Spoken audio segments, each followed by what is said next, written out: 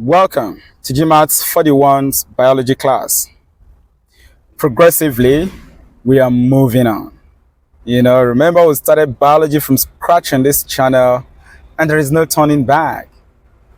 In our class today, we are looking at the kingdoms of living things.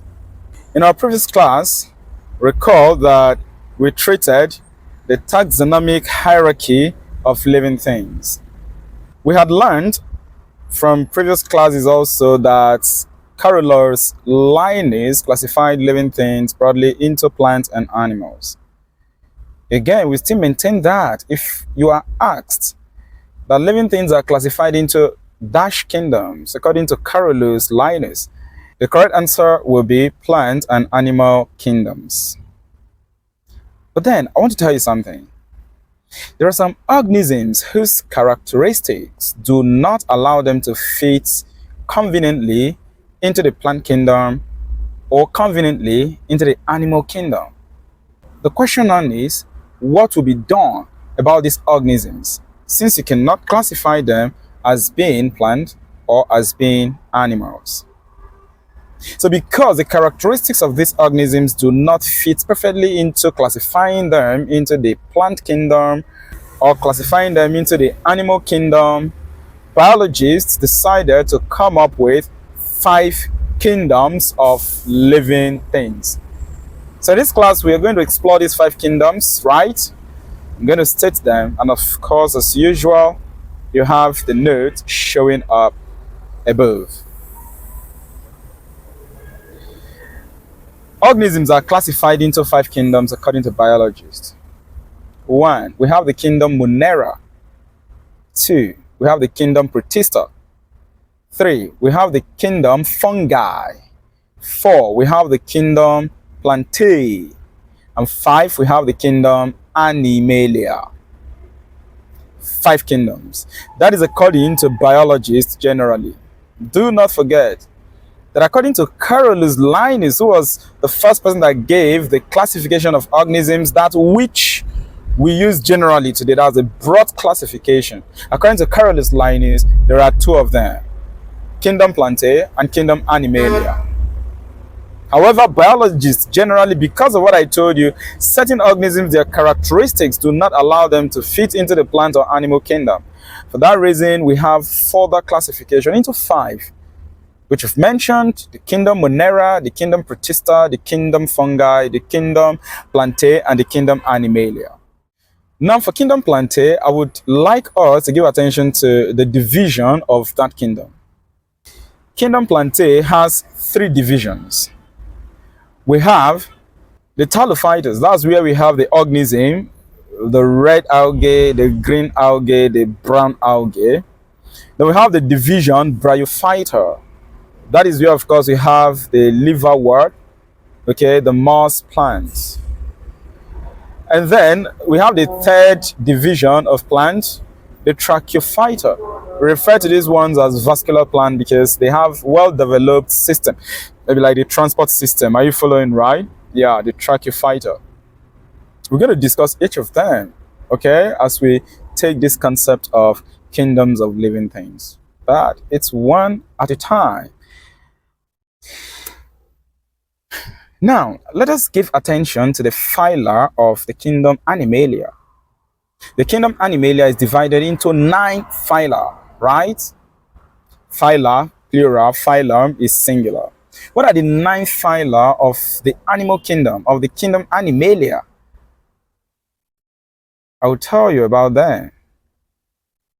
The first, we have the phylum Porifera.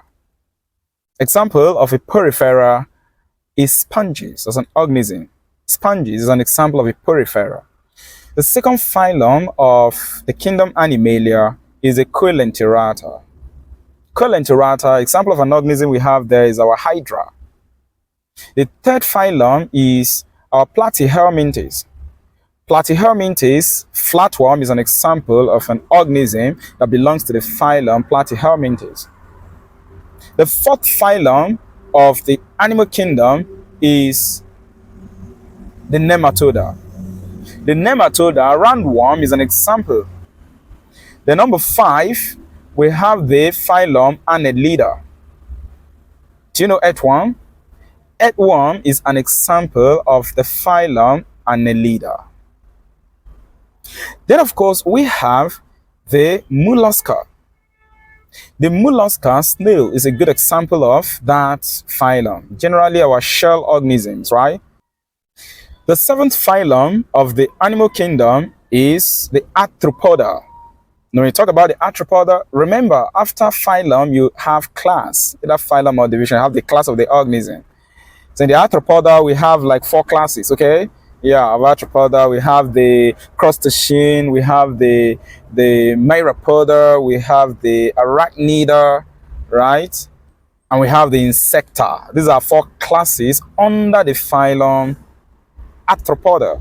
Some examples of organisms under this phylum include, your insect like cockroach, spider, crustacean, something like prawn, crayfish, they fall under there. But don't worry, like I said, we're going to discuss each of these phylum where we treat their characteristics, because we're expected to know as much as possible the characteristics of these phylum of the kingdom Animalia. All right. Now, the next phylum is the Echinodemata. That's number 8. The phylum Echinodemata, example of organism there, we have the sea urchin. We have our starfish. Starfish is an example of Echinodemata. Finally, the ninth phylum of the kingdom Animalia is our chordata. Chordata. Now, chordata, we have about 5 classes or so. Okay, as under the phylum chordata, we have about 5 classes to include Pisces, where you have fishes, fish. Okay, singular. Fish is also plural if you're talking of English anyway. When I say fishes, this is a case where you have different species of fish together.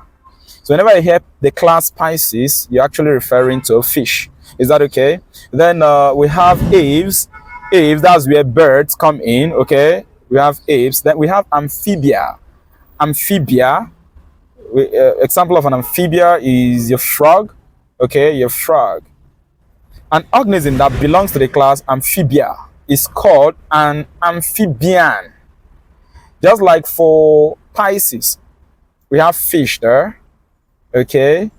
An organism that belongs to the class Pisces under the phylum Chordata, any such organism is called a fish.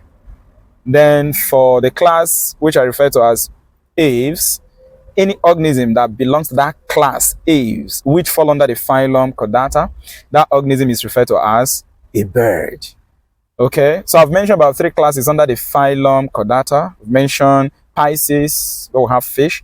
I've mentioned aves, birds are generally aves. I've mentioned amphibia, and then we have reptilia. Reptilia, okay? Organisms that fall under this class, reptilia, are called reptiles. Snake is an example of an organism under this class. Lizard is an example, okay? Then, of course, we have Mammalia, okay? The class Mammalia. An organism that belongs to that class Mammalia is called a mammal. And, of course, that's where you and I belong to, okay? We are mammals. We have other mammals to include lions, right? To include gorillas. These are mammals, okay? Cats, they are mammals. We talk about dogs, they are mammals. So you see, I've been able to mention the 9 phylums, all right, of the kingdom Animalia. And I gave, I think, an example in each case. Even in some cases, I give more than one example. I also stated some class, all right, of some phylum.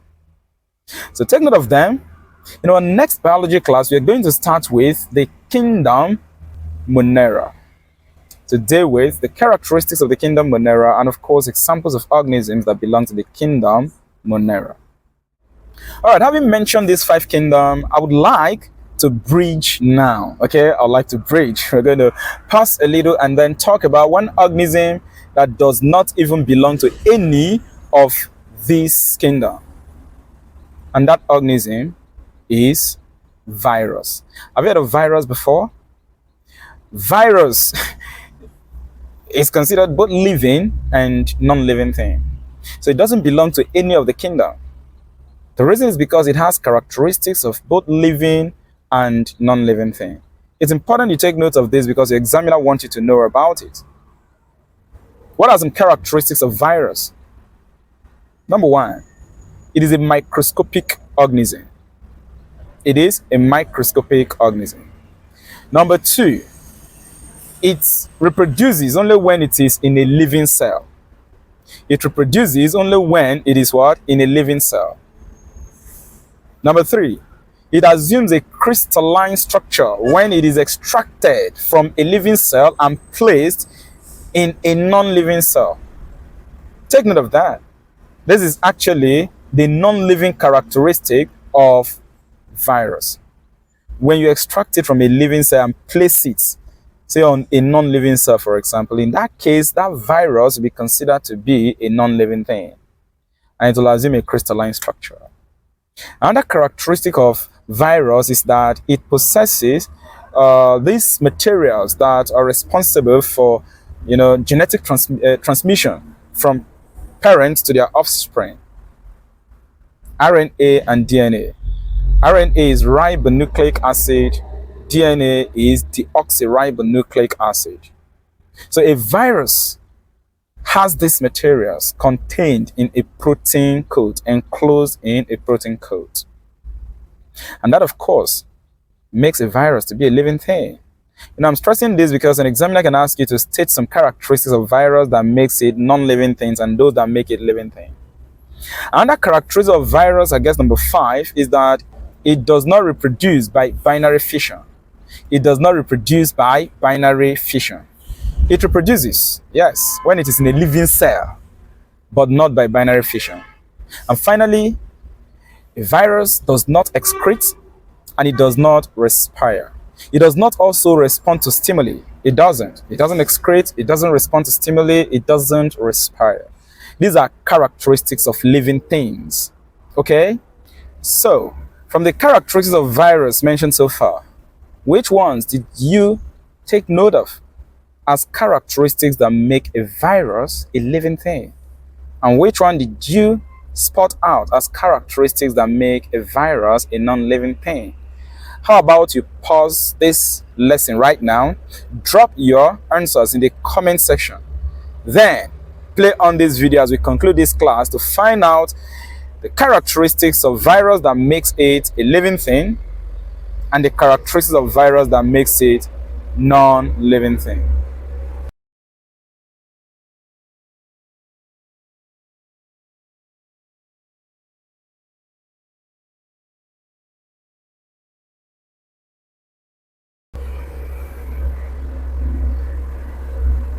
I'll be seeing you in the next class as we treat the kingdom Monera and the kingdom Protista.